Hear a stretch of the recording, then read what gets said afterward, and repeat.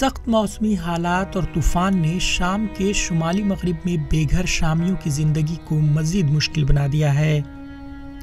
बुध को रात भर आने वाले तूफान ने शुमाली इदलिब गवर्नरी के रहमा कैंप में दर्जनों अफराद को उनकी पनाहगाह से महरूम कर दिया। ये कैंप तूफान से मुतासिर होने वाले इलाके के 13 कैंप साइट्स में से एक है जो तेज आंधी और बारिश से मुतासिर हुआ है। इस कैंप में मजमूई तौर पर तकरीबन 120 खानदान रिहाइश पजीर हैं।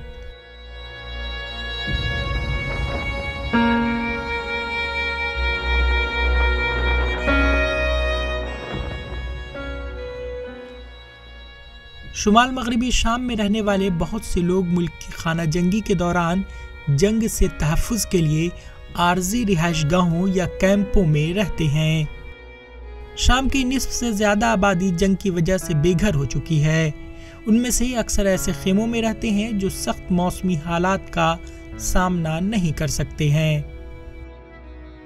रहमा कैंप के सरबराह अब्दुल्लाह अल सतूफ ने कहा कि मौसम सरमा के लिए अभी लोगों ने किसी तरह की तैयारी नहीं की है और न ही हमारे पास मुकम्मल वसाइल मौजूद हैं।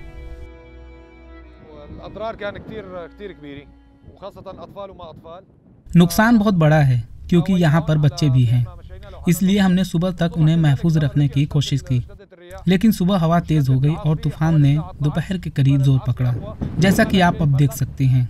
अल्लाह हमारी मदद करे। खेमों या फर्नीचर को बड़ा नुकसान पहुँचा है।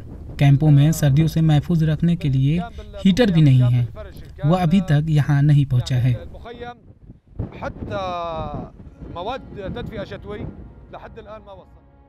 मोहम्मद अल सतूफ का खेमा हवा से जमीन पर गिर गया। इस खानदान ने अपने पड़ोसी के खेमे में पनाह ली। खेमा हम पर गिर गया, इसलिए हमें अपना सारा सामान लेकर पड़ोसी के पास जाना पड़ा। अब हमें डर है कि बारिश होगी और हमारे पास कोई खेमा नहीं है, हमारे पास कुछ नहीं है। हमें ये भी नहीं मालूम कि हम कहाँ जाएंगे। ऐसे में फौरी तौर पर इन कैंपों में बेघर शामी बाशिंदों के लिए न सिर्फ खेमे ठीक करने होंगे बल्कि मौसम सरमा से कब्ल उन्हें हीटर व दूसरी चीजें भी मुहैया करानी होगी।